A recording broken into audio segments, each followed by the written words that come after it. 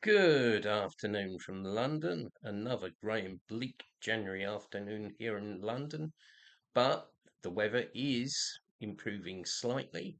And hello to all dear comrades, friends, and supporters from me, Dr. Dermot Hudson, the chairman of the British Group for the Study of the Juche, chairman of the Korean and Friendship Association of the UK, and the official delegate of KFA for the UK, and of course the owner of this very self-same channel, SONGUN007, the militant voice of Songum and Juche in the UK, defending people's career with no ifs or buts, and if I dare say it, probably the only pro-DPRK, pro-Juche YouTube channel based in the UK. And today I'm making this video on request. Is on the last live stream I did, and by the way, I've got one coming up on this Friday, 23rd of January. I say, during the last live stream, someone asked about my first ever visit to People's Korea, the Democratic People's Republic of Korea. So I told them, I've answered the question several times, and it was suggested I make a video, a standalone video, purely on that subject. So I'm doing this today, and in the next few days, I will probably also make a video about KFA merchandise. But anyway, let me tell you about the first ever time I visited People's Korea, the DPRK, which is also recalled in the book Travels in the Land of Juche Korea, which you can download freely. But anyway, I think it's nice to make a video and chat about it. So, let me start. Back in the 1980s, I first became interested in the DPRK and the Juche deer. I bought a few second-hand copies of the works of the great leader President Kim Il-sung and booklets about the DPRK. I formed a Juche deer study group amongst some friends from the Young Communist League and Communist Party down in Hampshire, the old Henson Dorset district of the CBGB. And those days I lived in Winchester. But I moved back to London in 1989, which is the city of my birth. I was born in Hammersmith, London, by the way. And, it was to start to work. And in May 1992, I was pleasantly surprised by an invitation to visit the Democratic People's Republic of Korea to take part in a seminar of European Juche deer followers. And this was tremendously exciting for me because I'd been reading about the DPRK for about 7 or 8 years, and now it was the opportunity to visit it. I saw it as an opportunity of a lifetime. So in those days, it was easier in a lot of ways to visit the DPRK than it is now, because in 1992 you still had the air choreo flights from Berlin, from the former East Berlin, to Pyongyang, and that made things a lot easier than going through China. Anyway, in those days, I was working in the public sector in the civil service, and I had to declare my visit to the DPRK. They had a list of 14 countries that if you visited, you had to declare it to the employer. Yes, so-called Western freedom and democracy in action, which I did, and I got back a very silly briefing. They did apparently abolish this system, but that's another long story, which is not the purpose of this video. My purpose is to inform people about my first ever experience of visiting the DPRK. So anyway, I caught an ordinary British Airways flight to Berlin. Arrived at the what had been the old West Berlin airports, I believe Tegel. And from there, I took a taxi to the DPRK embassy in Berlin. In those days, there was no DPRK embassy in Britain. So I had to go to the DPRK embassy in Berlin to get my passport and my air choreo ticket. Get my visa and my air choreo ticket, not my passport. I meant, that I was going to have the visa put in my passport.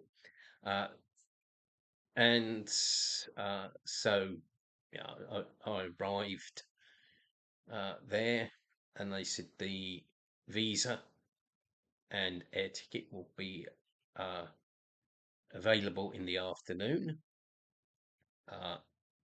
So I had a few hours to spend in the former East Berlin, and a lot of things have been closed down. I went up to the Brandenburg Gate, but a lot of the big GDR cafes had been closed down. It was in a state, basically. So in the afternoon, went back to the embassy, and in the waiting room, I met a bloke from Sweden called David, and apparently they had free coffee for us, which was good.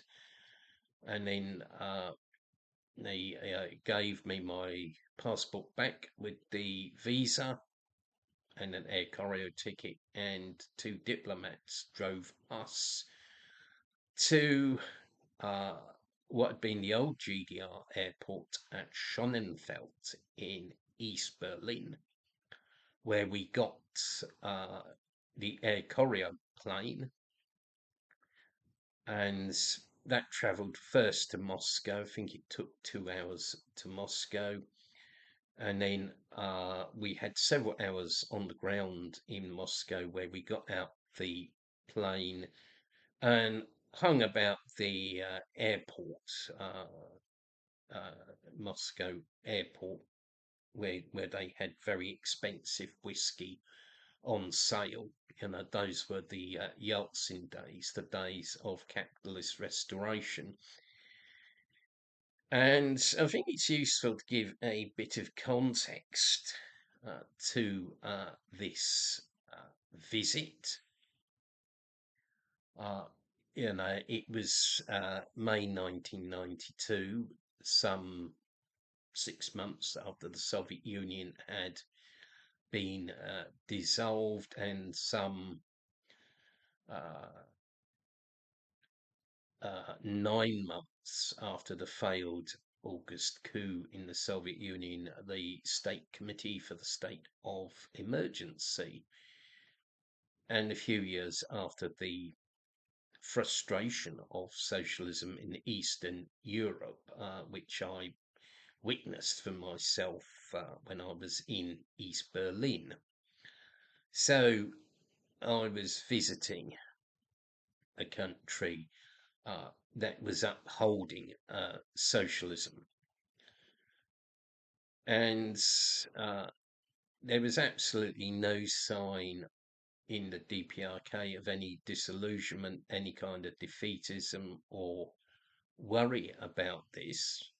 And getting back to the journey to Pyongyang, we reboarded the plane in Moscow, I think about 9 or 10 at night, and flew on to Pyongyang, arriving, I think, in the early afternoon or midday. It was bright sunshine.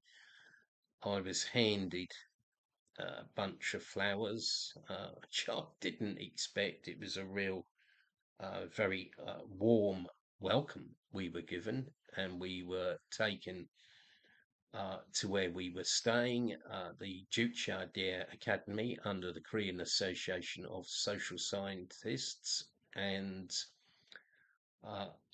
for the foreign guests, they had like apartment blocks.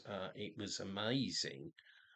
In fact, the accommodation I was given for the week or so, or two, I think it was 2 weeks we stayed, was actually much bigger than the small flats I had in London in those days. I mean, I had a what we call bedsit flat, single room flat in London, but uh, my accommodation in DPRK was basically a 2-room apartment with a bathroom and a storage room. You had one room that was really a bedroom, and another room which was like a study. You had a desk, uh, you had books. It was really, it was really great. You had the Baek Bong biography of President Kim Il Sung there. You also had a few sweets and biscuits and a flask of hot water to make green tea or unsam tea with. It was really great. And I remember, I think it was my second or third night there, I came to the conclusion that socialism in the DPRK was really solid. It was invincible. It was indestructible. It would last for 1,000 years and 10,000 years. It was very different from my experience in the 80s of visiting the East European socialist countries when I travelled to Hungary via the old German Democratic Republic and the Czechoslovak Socialist Republic,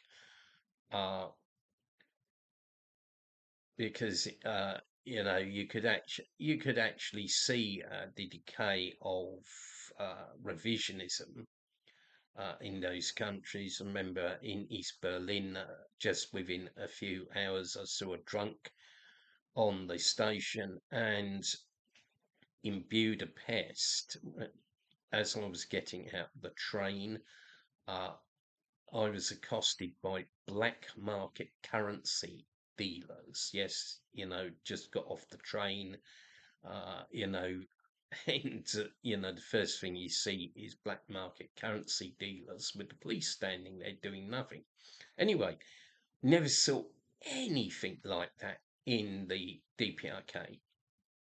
There were no black market currency dealers, no one wearing jeans, no one drunk, no sign of Western influence. And also, as I recalled on quite a few occasions visiting Hungary, there were Madonna and Rambo posters on sale in street markets. DPRK didn't have anything like that. And I remember one of our drivers denouncing Gorbachev. Anyway, it was a very interesting visit. Very, I say, very exciting. There was a seminar for European Juche deer followers. There was people there from, as I remember, Poland, Belgium, Sweden, an Argentinian woman living in Switzerland, and from Portugal. There was also, unfortunately, a Danish academic delegation. Well, I was never sure why they were sort of mixed in with Juche deer followers, but they were actually very liberal, very anti-communist. Just went about the place trying to criticise everything, very hostile indeed, and also not only anti-DPRK but anti-British as well. Made a silly joke up about British people had to have hot water breaks before tea was invented. Very silly humour, but quite funnily enough, one of them fell in a river at Mount Moyhung, and the youngest member of their delegation was always trying to run off all the time and trying do spying in the DPRK. That's what he was like. And a few years later, I was told that at night he used to go out with a pack on his back and crawl around in rice paddies. Say the place where we were staying, the Juche Deer Academy, was actually outside Pyongyang. It was actually in the countryside, not too far from Mangyongdae, where President Kim Il Sung was born. So, we weren't in the centre of the city. During the visit, we obviously saw many interesting sights, such as the birthplace of President Kim Il Sung at Mangyongdae. We also saw the Korean Revolution Museum. We went to Kaesong and Panmunjom. We went to Nampo and saw the West Sea Barrage. We went up to Mount Moyhang to see the International Friendship Exhibition, where all the gifts to President Kim Il Sung and Chairman Kim Jong Il are housed. And it was there that I remember sitting down on some steps and speaking to a Korean researcher called Kim Tae-jin. And he said to me, as you can see, socialism in our country is victorious. And I totally agreed with him. And in some ways, the DPRK actually exceeded my expectations in a number of ways. We went to a school in Pyongyang, Pyongyang Senior Middle School #1, and I was surprised to see that they actually had computers in the classroom, which I didn't expect. I'd read a lot about the DPRK in books and magazines from the DPRK, but I didn't expect it to be so advanced. Obviously, it was nothing like how Western propaganda made the DPRK to be, but in that sense, it went beyond my expectations. And also, when we were driving around on the streets, I noticed the blocks of flats not only had shops on the ground floor, but they had women's hairdressers, which that also surprised me, because I had a little bit of an image of the DPRK as being a bit like China under the Cultural Revolution. But it surprised me that women are, in the DPRK very keen on uh, getting their hair done, etc. And you had many hairdressing salons in the DPRK, and in fact, in those days, yeah, I mean, Korean women. Uh, had their hair done. They wore makeup and they wore high heels. This is not new, like people like NK News like to try and pretend it is, but it's not true. So I mean, it was a great visit. It was seeing is believing, and say it was an opportunity of a lifetime. When I first started studying the Juche idea around 1985, I did not believe that I would ever visit the DPRK in real life. And after that, I went back 19 other times to see the DPRK, and I've never looked back. So that is an account of my first ever visit to the DPRK. I do hope you found this a bit informative and interesting to listen to. And if you're not already a subscriber to the channel SONGUN007, please hit the subscribe button and share content as much as possible.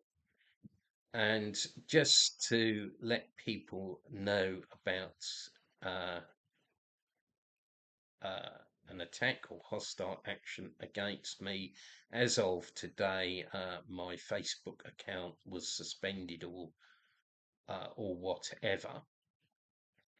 So that's why if you're looking for me on Facebook, you won't find me at the moment. I'm hoping to appeal. And we would appeal for support for our activities. We've got an online KFA UK AGM coming up. We've also got a number of real life events. We have a meeting in London on the 7th of February, and we'll also have a meeting in Ipswich on the 13th of February, at which I'm going to speak on life in a socialist country. You can support us in all sorts of ways, as I think the main thing is to support our activities, but you can also buy a number of books that has been written by myself and others in KFA UK about the reality of the DPRK and the Juche idea. There'll be a link in the description, and you can, if you've got any spare cash in these days of declining living standards, austerity and poverty in capitalist countries, you can donate that surplus cash to KFA UK or to myself. Anyway, thank people for listening to this account. I hope it was okay, and I will see you all again very soon, at least on the live stream in a few days, and if not, maybe in another video. So I wish everybody a good day. Goodbye.